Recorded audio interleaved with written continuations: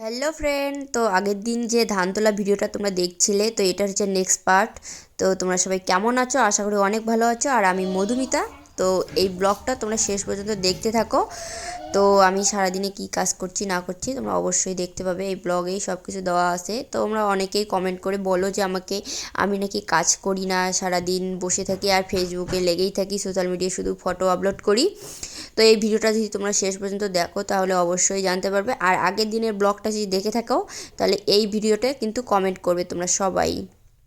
তো দেখো, এখানে আমাদের বাড়িতে যে পুজো হয়েছিল তার কয়েকদিন পরে আমরা কিন্তু আমাদের বাড়িতে কীর্তন নিয়েছি। তো কীর্তন নিলে কি হয়, তো বাড়িতে অনেক লোকজন আসবে, তার তো খাওয়ার জন্য কিছু প্রসাদ টসাদ আয়োজন করা লাগবে।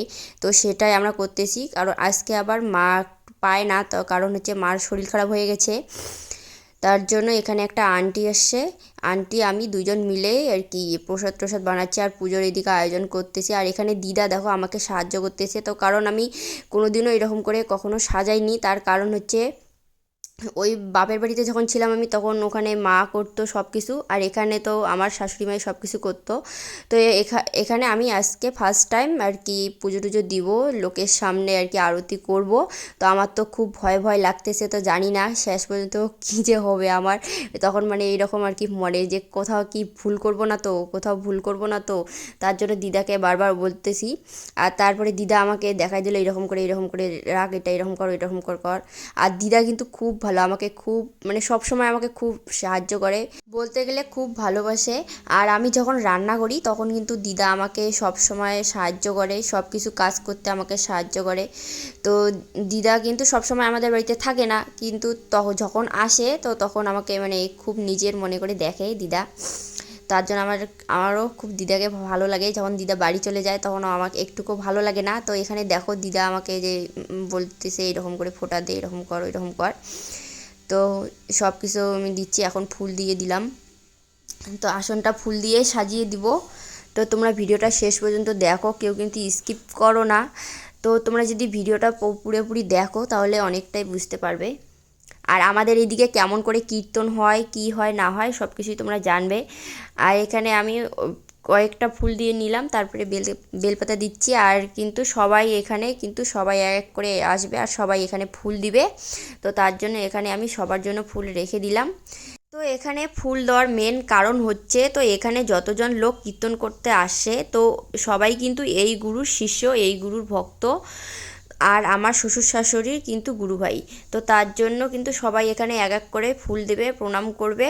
তো দেখো তোমরা সবাই এখানে কিন্তু গীতা রাখা আছে, আর গীতাতে কয়েকটা আমি ফুল দিয়ে দিলাম। আর আজকে কিন্তু আমাদের বাড়িতে গীতা পাঠ হবে। আর এখানে সবাইকে একটু করে প্রদীপ দেখাই নিলাম আর প্রণাম করে চলে আসলাম এখন আমি ঘরে। আর যেহেতু আজকে আমাদের বাড়িতে গীতা পাঠ হবে তার জন্য একটা ভুজ্য দিয়ে দিলাম এখানে আমি।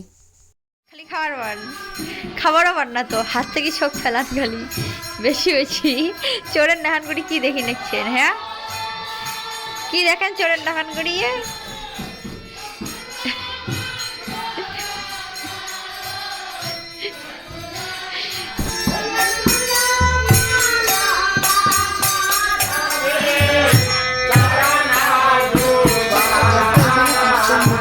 আর এখন হবে আরতি। তো এই মাসিটা আমাকে বলে দিল যে এইরকম এরকম করতে হবে। তো জীবনে ফার্স্ট টাইম আরতি করতেছি, তো আমার তো পুরো ভয় কেমন জানি করতেছে বুকের ভিতরটা। তো তাও আস্তে আস্তে আরতিটা সেরে নিলাম। আর আজকের এই ব্লগটা কিন্তু মানে বলতে গেলে 40 মিনিটের মতো হয়েছে ভিডিওটা, পুরো ভিডিওটা। তো সেটা কেটে কেটে কেটে কেটে কেটে কেটে 12 মিনিট মানে 13 মিনিটের মতো ব্লগটা করা হয়েছে। তো অনেক টাইম লাগছে এডিট করতে, অনেক প্রচুর টাইম লাগছে। তো তোমরা কিন্তু ভিডিওটা বেশি বেশি করে শেয়ার করে দিবে। আর যদি ভালো লেগে থাকে আমার ভিডিও তাহলে কিন্তু কমেন্ট করে বলবেই যে আমার ভিডিও কেমন লাগে তোমাদের কাছে। তো এখানে আমার আরতি প্রায় শেষের দিকে। তো ভালো করে সবাইকে একটু করে প্রদীপ দেখাই নিচ্ছি আবার আরেকবার করে। আর এখানে অনেকক্ষণ করে প্রদীপ ঘোরাইতে হয়। তো এইটা হচ্ছে আরতি। তো প্রথম আমাকে বলছিল যে বরণ বড়া লাগবে, তো আমি ভাবছিলাম তো কোনোদিনও তো আমি বরণ বলি নাই, আমার কেমন জানি ভয় ভয় লাগে। তো শিব পুজোর দিন আমি যা বরণ করছি আমার তো পুরো হাত ওঠেই না, কেমন হাত কাঁপা শুরু করছে, কত কষ্ট করে বরণ করছি। তো এখানে বলে যে বরণ করা লাগবে, বরণটাও আমি ভাবছিলাম তো গুরু পূজায় কেমন করে আবার বরণ করে। তারপরে শুনলাম ভালো করে যে বরণ না, আরতি করা লাগবে, প্রদীপ ঘুরে ঘুরে আরতি করা লাগবে। তো এখানে একটা গান আছে যে গানটা তোমরা শুনতে পাচ্ছ, তো এই গানটা যতক্ষণ বলবে আরতি, তো অতক্ষণ আরতি করা লাগবে।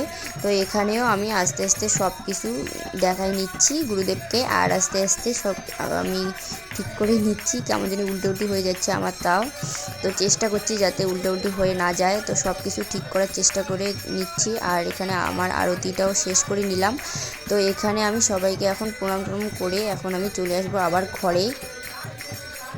তো ভিডিওটা তোমরা শেষ পর্যন্ত দেখতে থাকো সবাই।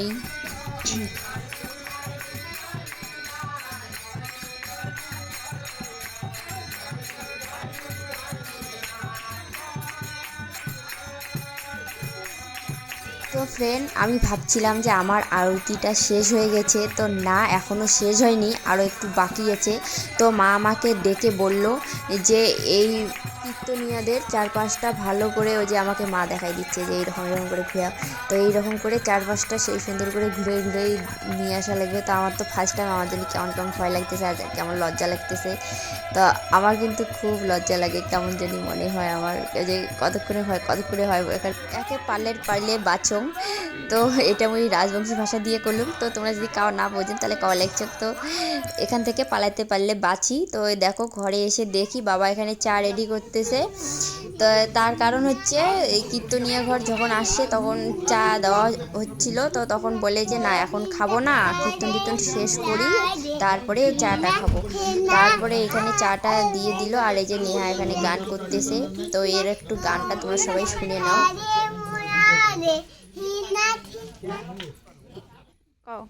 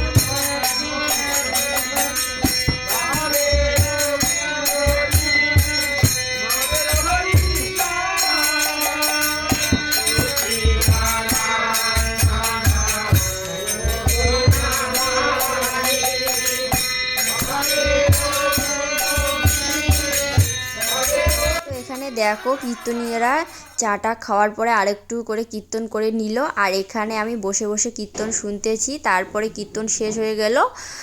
আর এখানে দেখো, কারণ পুরো ভিডিওটা দেখা হয়নি না, স্কিপ করা হয়েছে, তার জন্য অল্প অল্প কিছু করে ভিডিও এখানে ক্লিপস করে রাখা হয়েছে। তো এখন আমি গুরুদেবের ফটো আর গুরুদেবের আসনটা সুন্দর করে ঘরে নিয়ে যাব।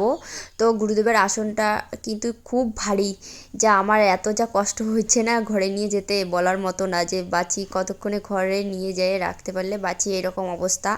তো দেখো এই যে ঘরে নিয়ে আসলাম, আর বাইরে কিন্তু এখন প্রসাদ বিতরণ হবে। আর এই যে দেখো দিদা আমার সাথে সাথে আসতেছে, কারণ আমি শুধু আসনটা নিয়ে আসি, আর দেখো দিদা প্রদীপ নিয়ে আসতেছে, আরও অনেক কিছু নিয়ে আসা লাগবে।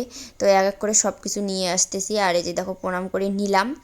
তো বাইরে প্রচণ্ড ঠান্ডা, তার জন্য আমি ঘরে এসে সোয়েটারটা পরে নিলাম, কারণ এখন প্রসাদ বিতরণ হবে। তো যে চাদরটা আমি গায়ে দিয়েছি ওটা দিয়ে হবে না। তো প্রসাদ দেওয়ার সময় হঠাৎ করে যদি গা থেকে একটু চাদরটা পড়ে যায় কেমন লাগবে, তার জন্য আমি সোয়েটার পরে নিলাম। আর এই দেখো প্রসাদ বিতরণ চলছে, আর এখানে দেখো আমার শ্বশুরমশাই এখানে দেখো সবাইকে ধুনুচি ঘুরে ঘুরে দেখাচ্ছে, কারণ নিয়ম এই রকম প্রদীপ ঘুরে ঘুরে দেখা লাগে, তারপরে ধুনুচি ঘুরে ঘুরে দেখা লাগে আর প্রণামও করা লাগে। তারপরে দেখো প্রসাদ বিতরণ চলছে, তো এই যে আমার মা প্রসাদ দিচ্ছে, এখানে এই যে মাসি আছে, তারপরে এই যে আমার ননদের বর, তারপরে আরও অনেকেই সবাই মিলে দিচ্ছি, কারণ অনেক লোকজন না। তো বাইরে সবাইকে প্রসাদ টসাদ দিয়ে এসে ঘরে এদিকে এসে দেখি নেহা যেন কখন যেন ঘরে আসে, একা একা এসে ও ঘুমাইছে খাওয়া দাওয়া বন্ধ করে। তো এখন আমি ওকে ঘুম থেকে তোলার চেষ্টা করতেছি আর ওকে দুধ খাওয়াচ্ছি। দেয় না তো না, দুধ খায়। এ পাগলি, ওই যে দেখো তো কে আসছে, ওই যে দেখো কে আসছে, তোমার গুজিটা নিয়ে গেল, তোমার গুজিটা নিয়ে গেল, তোমার গুজিটা নিয়ে গেল। শোনা নাই গুজিটা, দেখো নাই, গুজিটা নিয়ে গেল, গুজিটা নিয়ে গেল তোমার। নাই নাই, এই দেখো গুজি নাই, এই দেখো দেখো দেখো, এই দেখো তুমি দেখো, এই দেখো গুজি নাই, এই দেখো, এই দেখো গুজি নাই, এই দেখো নাই, গুজি নাই, গুজিটা নাই। তুমি দোলা না খায় ঘুমো দিছো কেন? হ্যাঁ, আমি ওইদিকে গেছি, তুমি এদিকে কেন ঘুমো দিছো গাও? হ্যাঁ এ বলি, আমাকে এরকম করে লাচ্ছি দাও না, আমার ব্যথা লাগে না? দুধ খাও, দুধ খাও, দুধ খাও, দুধ খাও। তো সবাই খাওয়া দাওয়া করে বাড়ি চলে গেছে। তো এখন বাজে রাতে 12:30।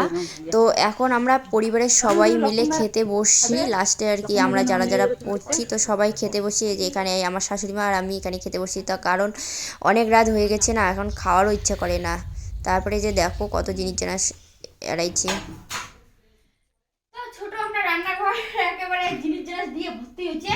তো এগুলো সেই সুন্দর ফ্রেশ করি, আর অনেক কিছু খাবার দাবার এড়াইছে, তো এগুলো তো নষ্ট করে যাবার নাই, সেই সুন্দর করে সাজে বসে আর ফ্রিজে রাখা হবে। তো চলো এগুলো দেখা, এগুলো দেখা। তাই বাটিটা ভাত ঢালা হলে আরো অনেক ভাত এড়াইছে, তো এখানে রাখা গেলে আর ফ্রিজে বেশি জায়গা নাই। আর এই জায়গায় ডাল আছে, আর এই গামলাটা তো ডাল আছে, আর এটা আছে চাটনি, এটা হচ্ছে রসা, আর এই জায়গায় একটা আছে ঘ্যাট নাবড়া। তো এগুলো সবগুলো এক এক করে রাখি, এই জায়গায় এলা যে হয় না, না হয় সবগুলো হইলে তো ভালো হয়।